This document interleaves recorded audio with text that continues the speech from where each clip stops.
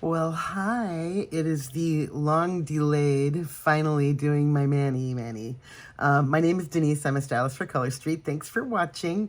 And tonight, what I got going on is this one is called Merino. No, it's not. It's actually their Vintage Velvet. It's a retired shade. Everything tonight is retired because I wanted to go through some of my stash. But anyway, Vintage Velvet. And then Manchester Mauve is the pink one. This one is pink peppercorn with all the glitter. And this one is the last of my Siren Secrets that was in the subscription box last year. So I'm getting into fall-ish. And I was thinking about doing a mystery mani, but you know what? I'm just going to throw them on. So let's get to it. It was a really busy week last week. It was a busy weekend. I've been doing a lot of working. I've got to catch up on stuff. It's just been really like I'm going through it over here. But I do feel much better, though. I'm not really dealing with the illness or whatever it was anymore. That's pretty much gone. I'm still coughing a tiny bit, but not that bad. How do I want to do this? All right, let's do merino. Uh-oh. Oh, no. Say it ain't so. Did you really just do that? I haven't even peeled you yet. Ay. Well, that could have been a disaster. All right. So, yeah, it's been a really busy week. And I'm just happy to not be busy. Well, I mean, I shouldn't say that. I want to be busy because, you know, money, etc. If it's slow, I don't make as much. So I definitely need it to be busy. But I want it to be more, I guess, more controlled, busy.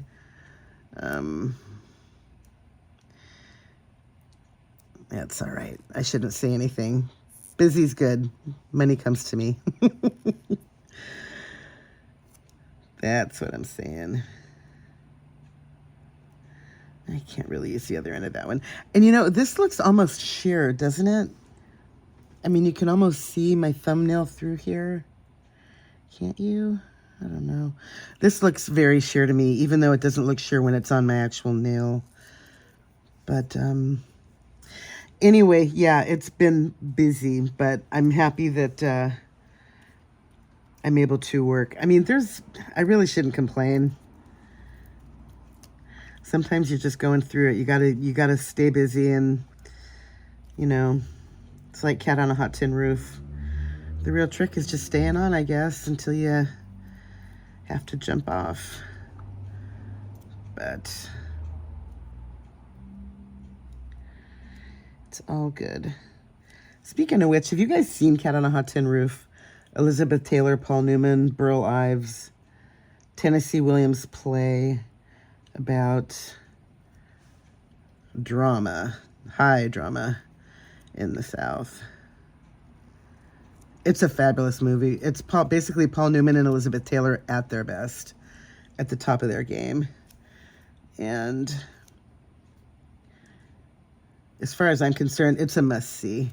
Anyone that's a movie buff at all should know this movie and see it. It's so well performed, so well acted.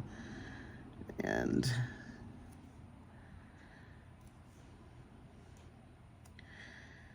I just really love this movie.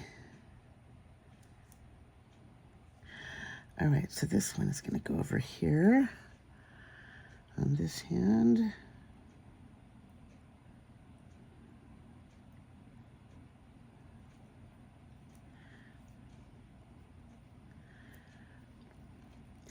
Has anyone out there heard of a thing called procrastination anxiety? I've very recently learned that that's a thing, and sometimes I wonder about myself. It's like, I know I should do things, and then I don't, and then I get down on myself for not doing what I should be doing. Somehow things always get done, but sometimes I create a lot of drama for myself. And I think I'm kind of trying to figure that out too. But if anyone has any insights into that, or knows anybody, I know I should probably be talking to a therapist if I really need it, but I'm just curious if anyone has any knowledge. All right.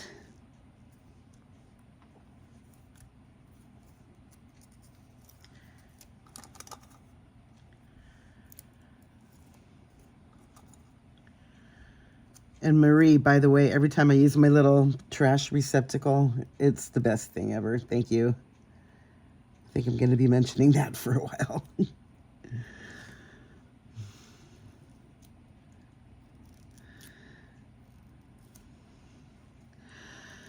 So I did get up super early today and picked up my friend's kids, took them to school. Don't have to get up early tomorrow. This might be the first like sleep-in day that I'm having since like Tuesday of last week, because I got up early over the weekend and worked. And I mean, working is good. I'm glad I'm working, but sometimes you just really need a break. So, nope, you're too short for this nail, aren't you? Yes, you are. Okay. And the way these break, when I peel off the little silver tab, they're not good and nicely rounded at the other end, so I don't know if I'll be able to use the other half of any of these. Maybe not.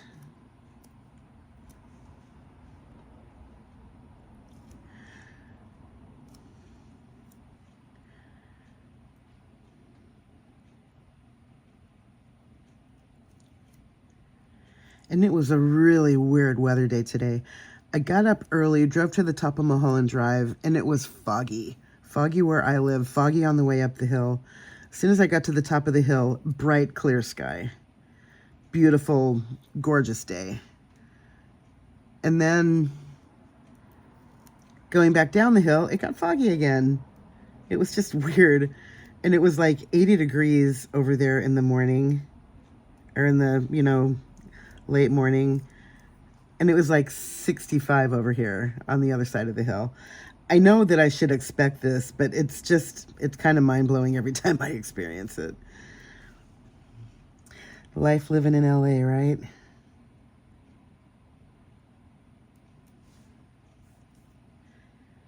I mean, it's like this every year. Maybe it's kind of like labor, where you forget. It's like you have a mental block, except the weather is not giving me pains. I don't know. Oh, I was going to talk about another celebrity that I had an interaction with. Lord of the Rings, Aragorn, portrayed by Viggo Mortensen. Okay, my love affair with this man started a long time ago.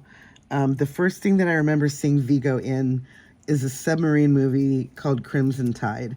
It's the one with Gene Hackman and Denzel Washington. And in that movie, Gene Hackman is the captain of the boat. He's in charge of the submarine. It's a submarine movie.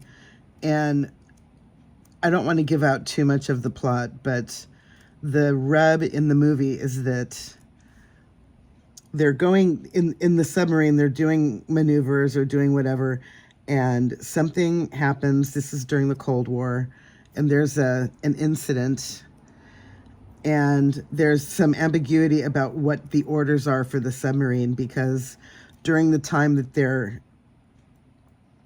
getting their orders, a technical thing happens, and they can't receive the final word over whether they should pull the trigger and send the bomb. And one side of the argument is, no, we have to wait. And the other side is, but they could be bombing us right now. We have no communications.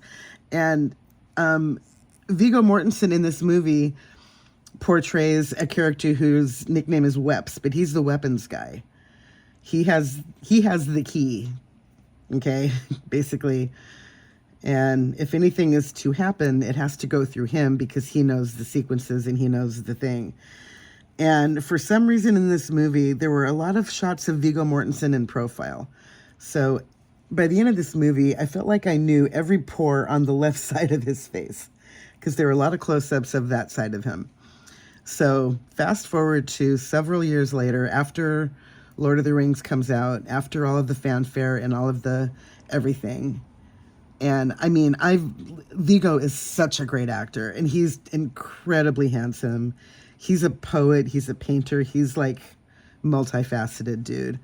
And I am smitten. I just adore this guy. So as it happens in the movie, you know, the thing ends. But then, so fast forward a couple years later, here I am working for Sony Pictures in Los Angeles. And I get called to a gallery in Santa Monica. And I go out in front of the gallery, and there's nowhere to park. And there's a sign that says park in the back. So I go around the back, and I'm driving down an alley. And shortly before where I pull into this gallery, there's like a chain link fence, and I can clearly see where the break in the fence is that I need to go in order to park.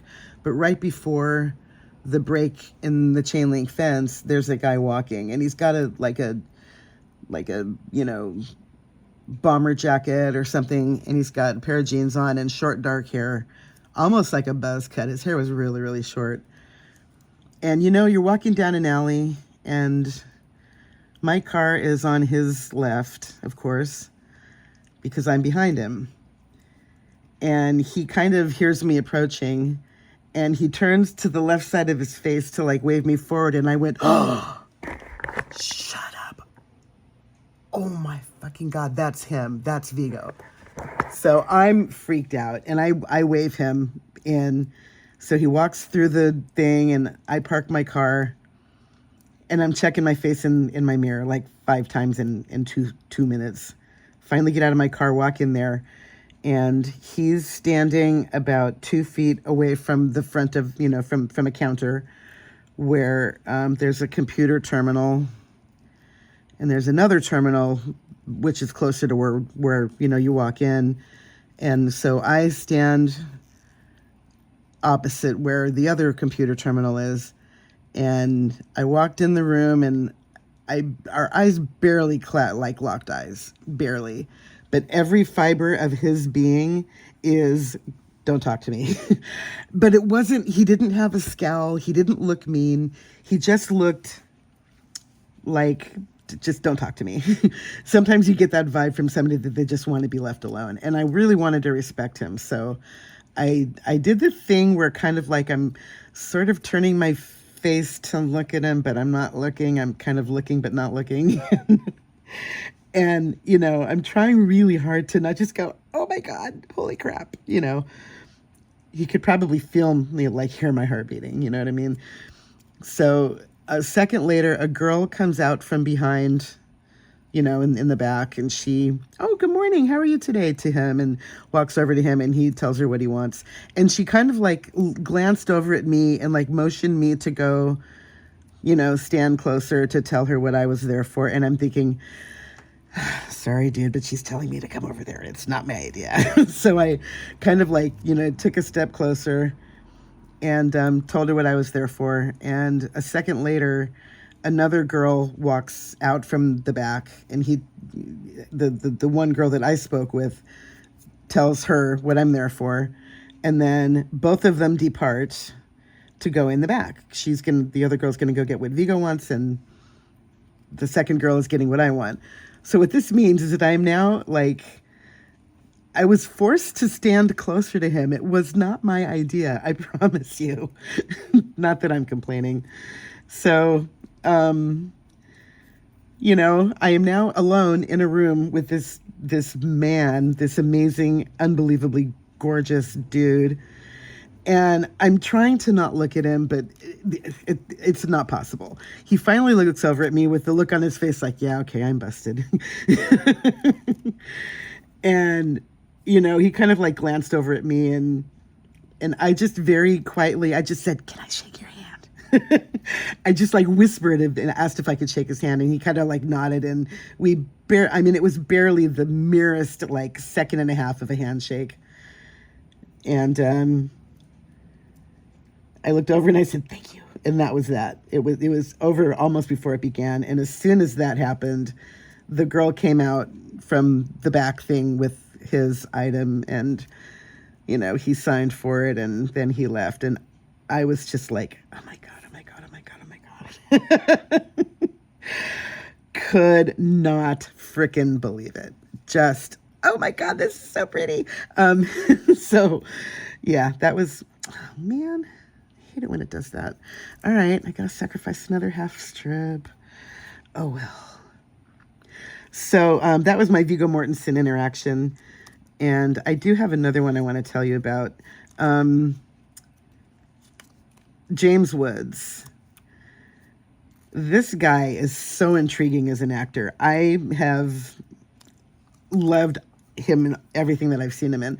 The first thing that I remember seeing him in was Against All Odds with Jeff Bridges and Rachel Ward back in the day. And he was so good in that. And he had to play a real asshole. He had to play a jerk in that movie. And I remembered thinking to myself, it must be hard to portray a jerk unless you're, kind of already have that in you anyway. But he was just so good in Against All Odds. And this was also at a time when Ray Donovan was on. And I mean, my God, Ray Donovan is such a good show. So many layers, so multifaceted, so much happening in that show. And so I'm over at Mel's Diner, my favorite place on Sunset Strip, having a salad. And when I went to sit down, I noticed that he was over there. And I'm by the big plate glass window. And that's kind of like, where I like to try and sit, because my car is always outside on the curb and I want to be able to keep an eye on my car. So I was having my lunch and I noticed that Woodsy was out there. And at one point I asked my waitress, I said, "Hey, Molly, what's up with James Woods?" She says, "What do you mean?" And I said, "Well, I want to go say hi." And she said, "Do it. Just do it right now. He loves it when people come over to him. He is such a nice guy, big tipper, And I kept thinking, well, I've heard things. And she said, "It's all a bunch of BS. He's a good guy. Just go." So I took my, finished my lunch, walked out to where they were sitting, and he was having a very animated conversation with his lunch friend, whoever he was having lunch with.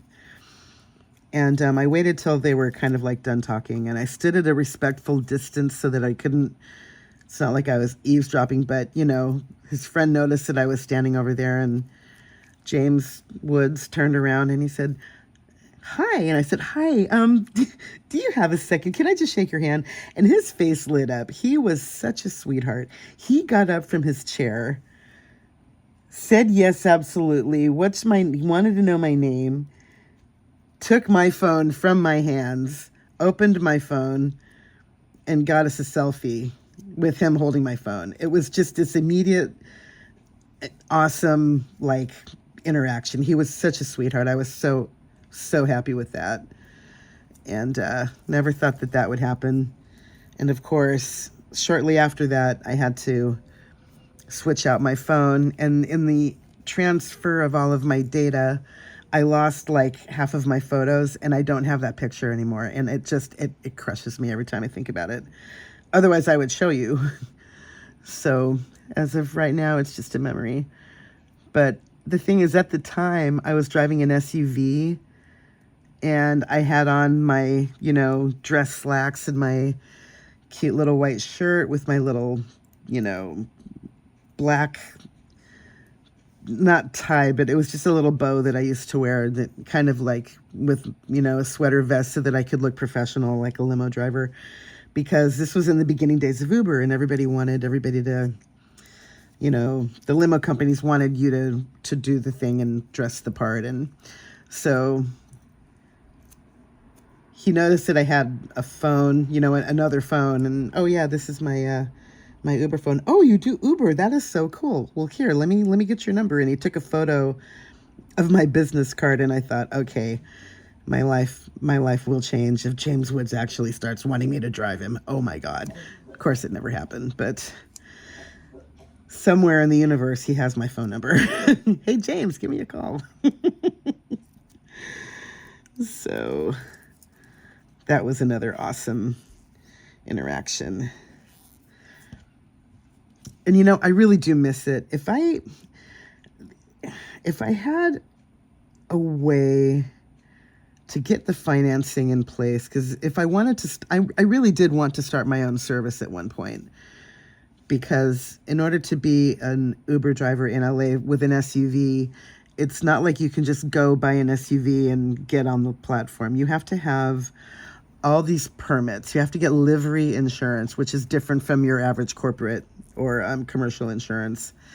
And you have to have a contract with the DMV. You have to be inspected at the airport. And, you know, all of these things and all of these permits and everything cost money. And, you know, at the time, it just, I couldn't do it financially. There was no way that I could, you know, qualify for all of that. But the thing is that when you're doing SUV rides with Uber and Lyft, your vehicle has a TCP permit, which stands for Transportation Charter Party, TCP. And what that means is that your vehicle is a business. So I was insured and permitted to take cash clients. And I had a booming cash business. I was doing really well in the beginning. And what happened with that is that in the beginning, Uber was a high-end commodity for high-end clients that wanted the high-end experience and didn't mind paying for it.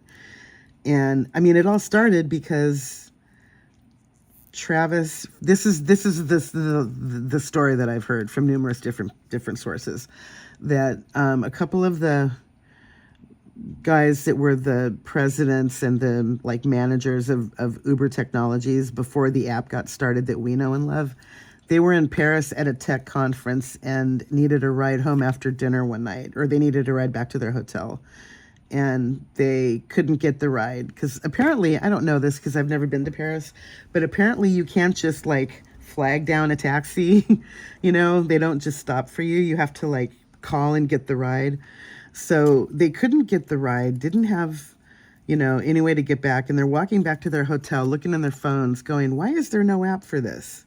Why can't we just call a limo? Why do we have to do a 3-hour minimum? This is ridiculous. Why can't we just go from A to B? You know, in a town car, because they wanted a limo ride. You know, these guys were gajillionaires, you know, living a good life, and they wanted a limo ride back to their hotel. And so they went to San Francisco, where the Uber Technologies headquarters is, and basically got to work and made the app. And, you know, that's how it was in the beginning. But then a couple years later, Lyft announced their rollout of your friend with the car thing. Remember the pink mustaches with Lyft in the beginning? Yeah, that was fun. It was very interesting. So, you know, that was Lyft's idea, and Uber basically said, oh, no, we cannot let them get all that market share. So basically Uber had to compete with Lyft, and that's when UberX got developed. And once UberX started, it's like, okay, well, there goes Nisi's revenue. You know, I really had a hard time for a long time because, you know, Uber was fun at the beginning, but then I kept hearing people saying things like, you know, this is really a really big vehicle and all we're doing is just going to the theater. Do we really need to, you know, and like people were kind of, yeah, I know, but it's fun. Yeah, but you know, it's just carbon footprint and all of these things. And then when UberX started, it's like, well, okay, a lot of people went green and went, you know, into the smaller cars and did all of the, you know, hybrids and all of that. So that's pretty much why I bought my small car, and where I've been since 2016 is driving a small car and doing UberX, and now I'm with Lyft. I'm not with UberX anymore, and that's a long story for another day. But I have to overlap this because I don't have any thumbs for my Siren Secrets, but I think this will be okay. No, you know what? I want to make it thinner. I don't want there to be such an overlap. So I want to cut it down here. Hold, please.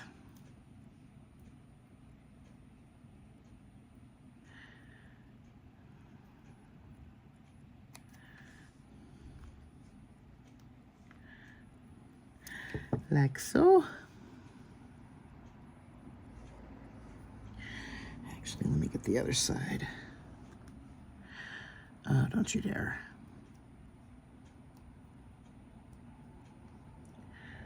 Oh, that's just the right side, isn't it? Wait, what am I doing?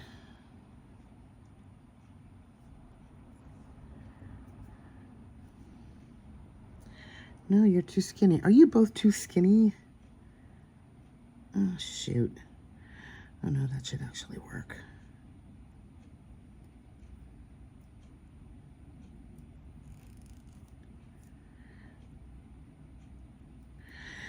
Okay, that's better than the other one.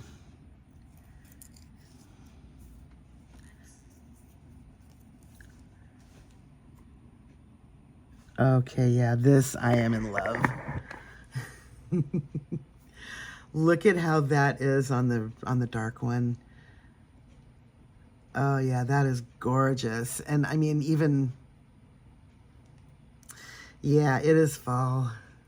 But I didn't want to go totally dark, so that's why I'm kind of sticking with the neutral also, the Manchester Mauve one. Pretty, pretty. All right, everybody. Hopefully I will be, oh, that's my screensaver on my TV. I'm watching Lucifer. If no one has watched Lucifer, you have to watch Lucifer. It's on Netflix. I have a somewhat unpopular opinion. I think that the guy that plays Lucifer, Tom, oh, what is his last name? Crap. It'll come to me in a minute. But I think the guy would make a great James Bond. What do you think? Yeah, he's amazing. Anyway, thank you guys for watching. Have an awesome night. And I will get back into my once or twice a week thing. I just need to play a little bit more catch up. But in the meantime, I love this so much. All right, thanks again for watching. Have an awesome night, guys. Mwah.